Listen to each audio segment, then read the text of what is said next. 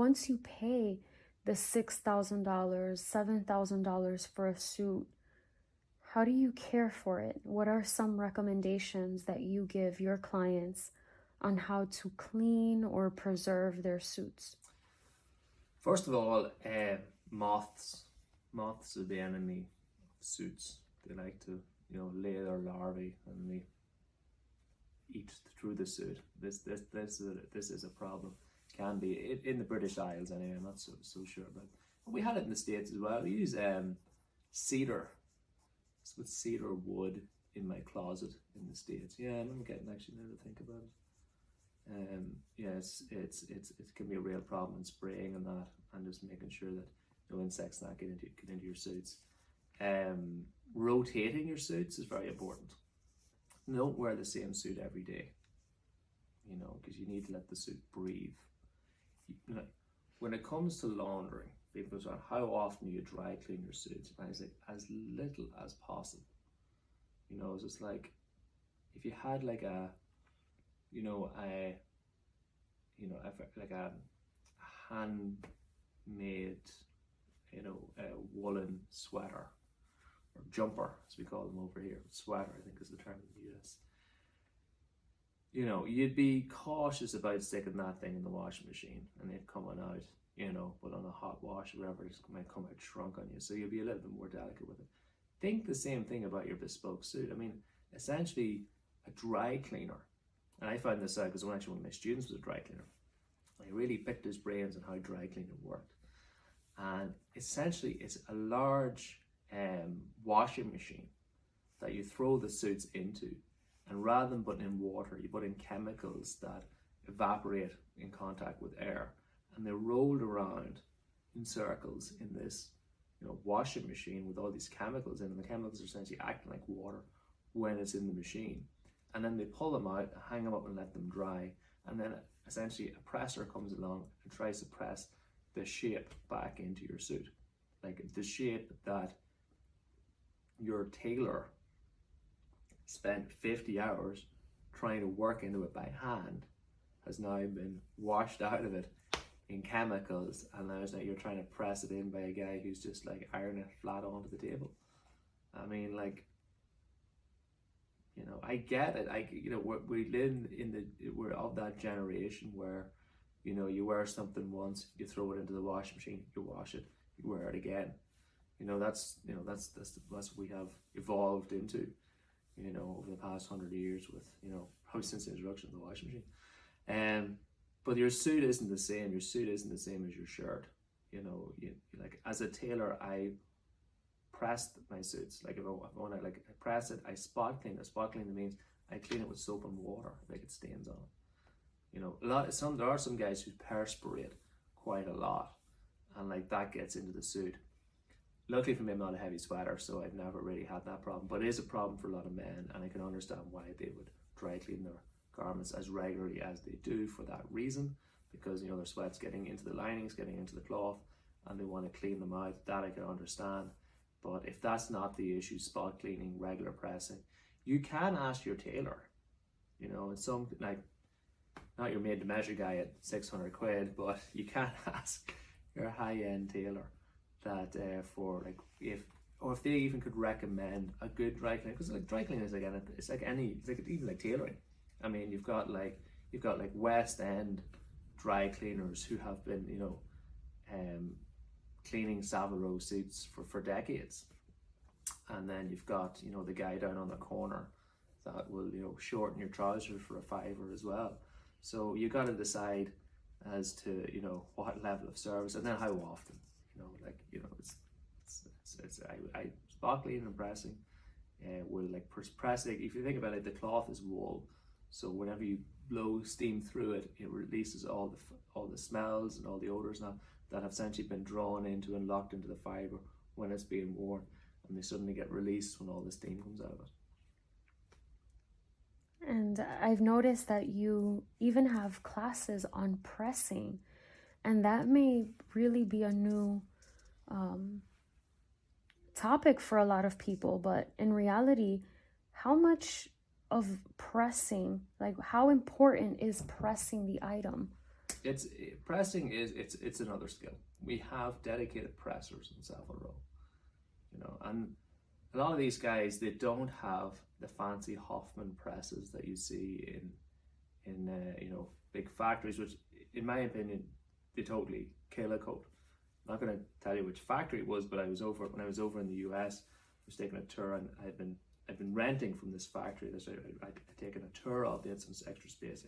I rented there for a few months, and I was downstairs, and I'd just finished making this coat, and I was giving it a press. I had my sleeve board, my chest board, my cloths, and my clappers, and everything that I used, my dry irons and that. And I brought it all downstairs because they had a suction board. The suction board was great, because it could really give a nice finish on some of the garments by blowing it out and cooling it down. And it also had this really heavy iron as well. And I was using it to press off the whole suit, and I was delighted with it because my iron hadn't arrived from America or England at that stage. And the owner of the factory came around and he says, "Oh, you don't need to do it like that. You don't need to do it like that. Look at this. I'll take you around." Killed the coat. Just murdered it through these Hoffman presses. So we just stick it in the fork and just flatten the front of it, flatten the side of it, flatten the arms, and flatten the coat. Just killed it, really. I was so upset. We spent then another 2 or 3 hours working on the coat, trying to put some shit back into it. But you see, it was the eye that was different. The guys had the eye of the coat maker, and he had an eye of a guy that's so essentially ready to wear suits.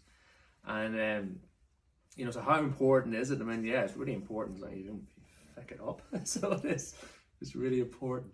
I mean, a coat maker is consistently putting shape into a coat. From the moment that they put the needle into the cloth at all, they're focused on putting the shape in it. And you'll see that a lot in the new video series, or even the free video series. You want to watch the free one? I mean, you'll see it. It's all in there, all the underpressing that I do in it. And and then essentially what's happening at the very end is you're handing it off then to another presser, and they're essentially doing everything the same way the coat maker was doing it. They're pressing it all off in stages. It takes a good hour to press a coat. I mean, I teach it as part, it's a 2-part class. So essentially it's 2 hours within the class, but you're kind of discussing it and you're explaining why you're doing things. You do things a lot slower when you're explaining it because you really want the person to see what you're doing. So you take your time with it. But, a good presser would press a coat in about an hour. About that at the time. Thank you for that. And now just kind of a couple of fun questions. When someone is trying to learn a craft, they always want to know, what knife does the cook use, or what tools does a mechanic have? For a tailor, are there any particular tools that are extremely essential? And if so, I know the shears are really important. Are there any ones in particular that you recommend or that you prefer using? There's actually I thought of a saying there, was it a bad tradesman doesn't blame his tools. And I found myself going on, just to give you a little answer on this, was when I decided to move to New York. I still had a few jobs to finish up for Savile Row. When I arrived in New York, I suppose I hadn't really thought of the lag time in my tools arriving. And I took my tools maybe in the shipment container. It took it, I think it was about 6, maybe 8 weeks to arrive. And I had coats to finish for Savile Row. And so I went out and I bought a little sleeve board with a blue covering on it, and there's a U on it. There's a really kind of just this really cheap little sleeve board. And I borrowed a domestic sewing machine, and I went out and I bought a couple of pieces of chalk, a few needles, pins and stuff like this, an inch tape and a thimble, and a pair of shears that you'd associate with dressmakers, with the red handles and those serrated edge blades, and that's what I used. And I made suits for Savile Row, and I didn't have the fancy equipment. And do you need it? No, you don't. It's not fancy equipment. In my class, I have a 12-pound dowsing iron there that I have since Savile Row. and I haven't used it in a memory. And the reason why I haven't used it is because I don't want my students who watch my videos to think that they need a 12-pound dowsing iron in order to be able to press a gold. You know, I use an iron there. It's I think it's Kenwood or something, some random label like that on it. And I actually found it in the house when I moved back. It was like under the stairs, this old Kenwood iron. I was like, oh, that'll do. I don't put any water in the iron. It's like the rest of them. I use my old dry irons like I would my heavy iron. Use that. You know, I have like a cold iron, which is just an iron that doesn't work anymore. So that could be, you know, the new, you know, it could be just another you know, just another domestic iron. Yeah, I mean, there's like we were actually googling the shears there the other day, and I noticed that the pair of like it's Henrik's or something. No, Heinrich was the name of the shears. Turns out my shears are 100 years old, over 100 years old. They stopped producing them in 1914, and it was then bought over by Wiss, which would be a shear that a lot of the tailors, the old tailors would have, would be a Wiss shear, and they were the best one. The one that I actually have is a Chinese copy of a Japanese shear, which was very popular. I used to have a pair of them. They were actually confiscated from me by the guys at the customs guys at the TSA at the airport. I had them in my hand luggage, like in Egypt. But I had them in the hand luggage, and I had my golden shears in the hand luggage as well. And it's a pair of shears. They nearly took the trophy off me, but I give up all the shears. If you take the shears, I don't care. I'm going now anyway, and I get more shears. So I try not to get attached to tools. You know, that the tools aren't good. Like, there are tools that will help you, like a good sleeve board, a good chest board. They don't have to be brand new. They don't have to be top of the line. You know, if go onto eBay and like just Google out tailors, you know, tailors sleeve board, tailors chest board, you'll see the stuff that comes up. Sometimes they're called donkey boards. I know they're my grandfather's time it's called a donkey board. Donkey board is somewhere halfway between a sleeve board and a chest board. So it is. And you know, like it's the skills that you need to learn. You know, what makes a tailor is a person who can sew using a sewing machine in a straight line. And people go, like I used to get, you know, students from the college, of course I can sew in a straight line. Two pieces of cloth together, sew it on the machine, and then put a ruler on it and make sure it's straight. And if it's not straight, you need to start working on your machine sewing skills. So once you master that one, then it's sewing using a needle and thimble. Anybody that I've ever met that ever told me they were a tailor and didn't use a needle and thimble, I didn't believe them. I couldn't sew without a thimble, and you can't sew without thimbles. You just can't. It's just like your finger, the way that we hold it, the way that we use it. We have the finger pulled back, this finger pushed over, and our thumb, and we push the needle forward using our finger. This crack of doing this, you'll be sewing all day. You'd never make a living at it. If anyone has ever told me they're a tailor, don't use a thimble, it's not a metal ornament worn on the thumb either.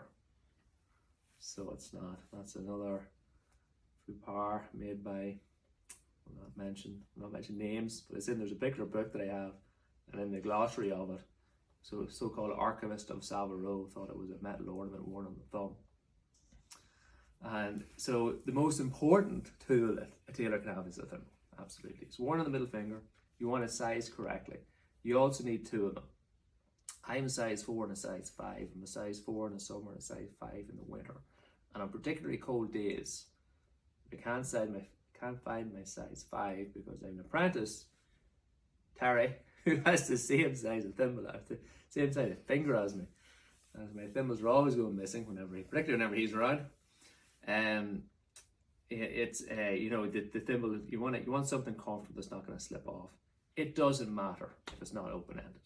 See, tailor's thimbles open-ended, dressmakers it doesn't matter. I have open-ended thimbles, I have closed-ended thimbles, never cared what they were.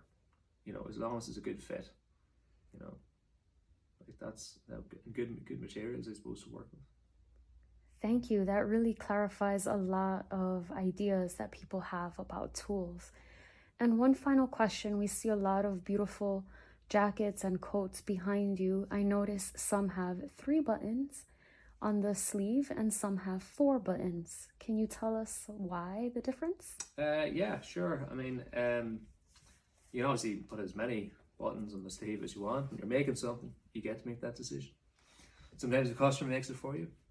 I certainly wouldn't put 5 on a sleeve. I have seen that. I don't particularly like it. Or sometimes they drop a buttonhole here or there and put a blank space between it. I'm not really into that. For me, a 3 button is a sports coat and a 4 button is a suit. There's also other little things I could probably fill you in on as well. You might think of asking. Would be like the curtains of the trouser. The waistband of the trouser is typically done in stripe lining, which matches the inside of the waistcoat and the sleeve lining of the coat. If it's a sports coat, it usually has just a plain white lining in it. And then if it's trouser with an off matching coat, so like a casual trouser, they'll usually use the house style lining for the waistband, or a fancy if the client knows to request it. Thank you for those inside tips, and we look forward to the next time we get to visit your academy. Thank you.